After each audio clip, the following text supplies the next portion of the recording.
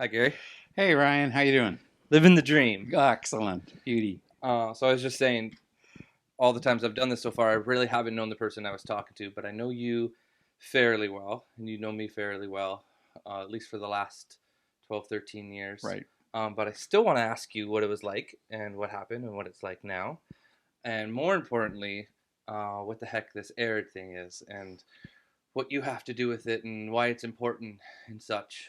But I do like to start from the beginning. What was your first interaction with Aird? Well, You weren't around when it started. oh yeah. Well, I'll start at the beginning because as most people know, Keith Hornibrook Yep. started this. He started the Detox Center back in '75. He started Hotel Du. He started Hotel Du, yeah, Oh. and so I got to know him in about 1985, I guess, Okay. 85. I got sober in '83, and I met Keith in. By the time I got to AA, it was about '84, '85, Yep. and and Keith at that point found out that I was interested in archives. So Keith You and were I have. interested in history right away. Oh, history, yeah, right, Yeah. right. I was totally bored with Me AA. too. I was totally bored, because I had done my steps. I understood the program. I Yep. was starting to get involved, Yep. and then I And found out about the archives and oh, Keith's stuff at Air House. Bill, He, Bob. yeah, What worked and didn't work before Bill and Bob. yeah, What happened in the 40s? What happened in the 50s? yep, Yeah. Yeah. yep. So I enjoyed that, and then he had the little uh, chapel behind Air House in Thorold, and that's where there's still to this day a lot of archives from AA. And so I've been fairly active on that level for years, since probably '85, '86. And then when Air Houses were open, I took part a little bit in the stuff, but not much, because I was working full time, and I had 5 kids and a wife at home. So it's pretty hard to do a lot of work. I can't And relate. Yeah. Yeah. and and I was fortunate to have a service sponsor who said, Who was your really, service sponsor? oh, it was a now, Well, no, then. oh, Now it's oh, Frank. no, Or Tom Fita is Tom. now. That Tom makes is sense. now, Okay, but who was it then in the 80s? I can't remember his name. Al Merlato. Oh, Al okay. Merlato. And Cool. so that's way back in the '80s, and so he said, "Don't get involved while you got 5 kids at home, school age. Just stay on the perimeter of service." And that was what I did, and that same with Harrod House. But And so what is service for the people that don't know? service is carrying the message of Alcoholics Anonymous. We have a fifth tradition, and it says our primary purpose is to stay sober and carry the message to the suffering alcoholic, Mm-hmm. in a nutshell. Mm-hmm. And that's been my vocation, as they say in the big book So of what are some vocation. examples of service? Examples of service. Well, here in Wish House, I'm one of the few men that's allowed in here to take the women out to meetings by myself. Okay, So that's I service. that's service, and I knew Keith and I knew Diane, who started this one, and was a part of them collecting funds for Wish House, and stayed here and volunteered, doing big book studies and doing stuff like that with the ladies that were here. And then when Sandy took over, it was great because I've known Sandy for like 35 years. She was on. I used to work at a treatment center in Port Colborne called Newport, and Sandy was on my caseload I back didn't know in. you worked at Newport. Yeah, Okay, yeah. yeah. I was the first person hired there. Wish House Sandy Yep, was was Sandy. Wish was a House Sandy. resident at Newport. Yep, she was Okay. she was a resident Okay. there. Her boyfriend Now at we're the getting into the archives. her boyfriend was came in for treatment, and I was the family guy that did the family sessions, and she used to come to the family program, and she was only 19 at the time, and she it was obvious that she needed some help too. So when her boyfriend left, we admitted her, and she came to AA, and so I've known her for what it would be 35, not 30, yeah, about 35 years now. And when she took over here, it was so great because I love Sandy. She does a great She's job. the right fit. Yeah, she's awesome. So yeah, so And back with yeah, Keith. I was at a meeting with Keith once a few years ago, and I didn't want to bug him, but I wanted to ask him about Arid because I'm like I see all these men. He said, "Let me tell you one thing about Arid. The only reason we did it is because they told us we couldn't." yeah, That would be about it. Yeah. That would be Keith. Yeah. And because So Aaron, you hook yeah, up with them in the 80s yeah, and you learn about Arid. yeah. And the guys that went through there were some really good guys in AA that had gone through Arid and worked there. Tom Fee, who just died, not Tom Fita, but Tom Fickery, his day, he worked there when he couldn't get a job, and just the people that have gone through Arid and what Arid does, and as you're well aware, Ryan, I was a social worker all my life. Okay, I started when I was 18, 19, working with children in Nova Scotia because of alcohol fetal syndrome. A lot of them were developmentally handicapped. And I knew from the age of 18 that liquor wasn't great because kids and liquor just don't mix. And so I got some training and I ended up working for Children's Aid for 25 years. And through that time, I probably have removed numerous children from homes where alcohol and drugs were simply the only problem. No other, and people just couldn't stay clean and sober, and so they lost their kids to Children's Aid. And this is before and after you got sober. Yeah. I was drinking and using while I was there. There's a little saying in AA that says, "You go all the way to the dump." Well, where I live, it's 6 turns to the dump, Humberstone dump in Welland, and I got off at the first turn. I didn't go all the way. I've never been to Detox. So you got off at about Prince Charles and Broadway. Right. Okay. So, yeah, and I'm real fortunate. And I'm one of those people that you see in recovery that can say, I didn't know. I mean, when you're working with people who are losing their kids to Children's Aid, that was my sort of model of what alcoholism and drug abuse was. Because my wife was home looking after our kids. I didn't have the problems. I've never been to jail. So if you compared, you're like, nope, different. Yep, totally different. Because my story is really very mild. I often say that I have mild. Yeah, I have mild case of alcoholism. Okay, a mild case. And it was certainly getting worse because I ended up, for me, the drugs and the alcohol that I was taking were all downers.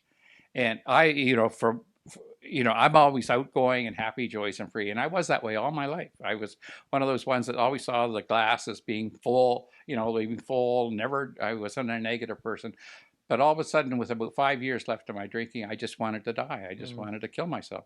Life wasn't worth living. I was married. I loved my wife. I loved my kids. I had a good job. Just wanted to die. Just wanted to die. I would sit on the edge of the falls probably 30 times with a little bag of dope and some booze and trying to get the courage to jump over because I just wanted to end it. But it didn't make sense because I enjoyed life. I enjoyed life. It never occurred to me that it was the alcohol, because we now know it's a depressant, or I found out it was a depressant, and so it led me to wanting to kill myself. And since I've gotten sober, that's all gone, and I'll be sober. If I can stay sober till October, it'll be 40 years. And so for me, the journey in recovery has been one about, I know that if I pick up a drug or a downer or any of the alcohol stuff, I'm going to get that way again, and I'm going to want to jump over the falls again. I know that. I don't know 100%, but I have a good belief. I've convinced myself for me to drink is to die. And so that's how I stay sober. And in AA, they say there's an altruistic program. In our literature, it talks about an altruistic program that's growing among us. And that is helping other people without any thought of return. And I had the privilege the other night of giving one of the Wish House girls that was here 5 years ago a 5-year medallion. And shout out to Caitlin. Caitlin. And it was, and I was able to say from in front of the room that I worked at Children's Aid 25 years, removed lots of kids, but in recovery and in the program of AA and in Wish House and Arid House, we've helped more people than I've ever helped as a social worker, because stopping drinking and using is really my goal for everybody who's ruining their life. I got nothing against drinking. My wife drinks, some of my kids drink, but it's the idea that alcohol ruins lives. But that social work, you weren't meant to send people on recovery. You were doing band-aids for immediate problems. These children are in trouble. Let's get them out of the fire. It wasn't your job to rebuild the home or work with the insurance broker. It was your job to get the kids out of the fire. And some good came from that.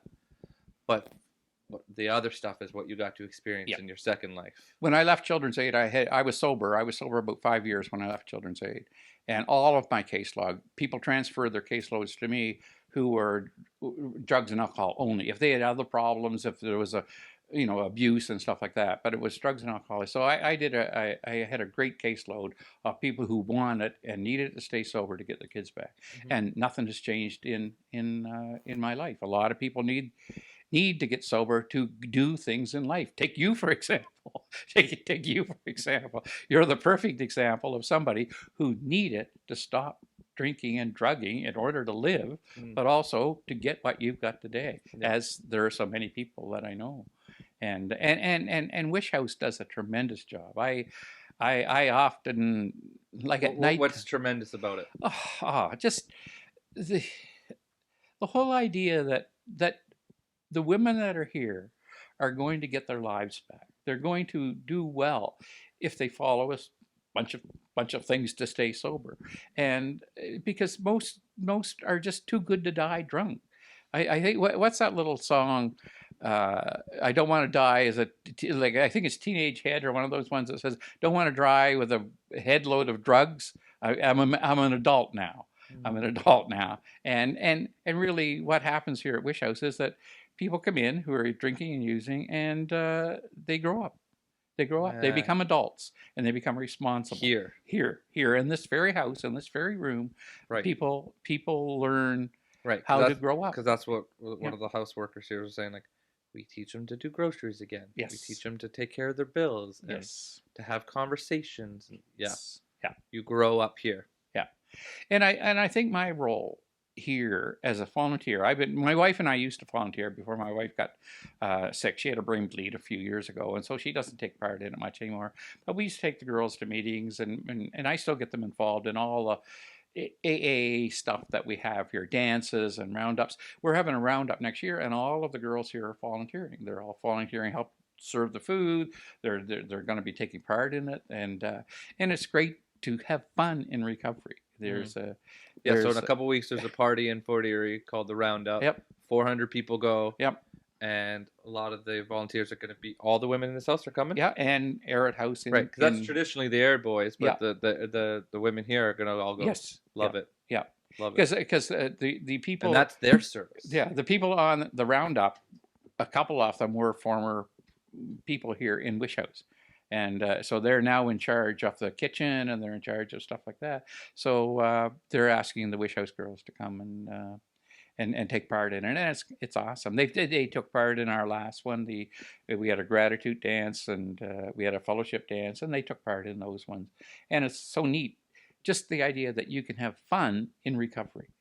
Yeah. So we're at the Wish House right now. There's a house for men in Thorold, and there's a house for men in Fort Erie, and then there's the one here in Welland. And you were saying you remember when Diane set it up in the early 2000s. Mm-hmm. Why did they do a women's house? Well, Keith always felt that there should be a women's place, and so when Diane was at Warm, Keith and Diane were pretty close, and so when the opportunity came to do some fundraising and look at getting a women's program, they were both very instrumental in getting this program going, as were a lot of people in AA. A lot of people supported it because we know deep down inside that this recovery home here is going to help women return to society, to do the things that they should be doing. You don't want to die with a bunch of drugs and alcohol in your head, and this place gives a great job.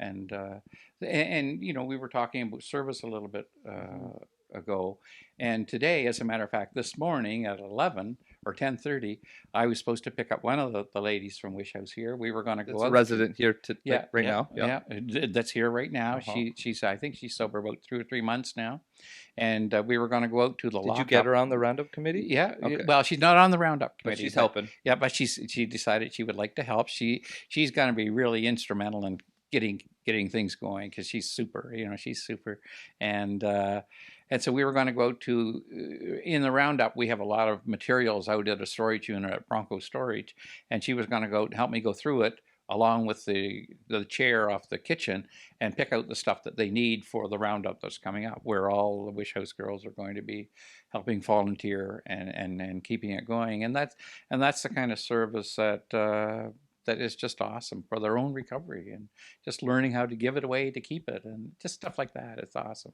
It's awesome, Ryan. It's great. Yeah, that's a common saying, give it away to keep it. Explain. Well, Can you explain? Sorry. Can I explain? In AA, there's a little line in a story called The Doctor's Opinion, where the doctor, Dr. Silkworth, says he looks at this altruistic program that is developing among them, meaning members of Alcoholics Anonymous. And he knows that by giving it away, somehow that makes you so grateful for your own recovery that you just want to start that ball rolling and keep it going. And so for me, getting people involved in giving back to AA is one of the purposes of my life, is getting people involved, because it's that involvement and finding out who they are and what they're about and what they're capable of is sort of the backbone of recovery. Just finding out who you are, and it's great. And that's why Wish House does such a great job. Sandy here and Christine and Hannah, they're just exceptional people. It's hard. As I said earlier, I was a social worker for 25 years, Right. so I know exactly what they're going through, and they deserve especially all the when it's support not we a can happy ending. Yeah. It's nice to talk about the happy endings, Yeah. but they got to go home with the sad ones. Yeah. I alluded to this a few minutes ago. I'm going to say it again.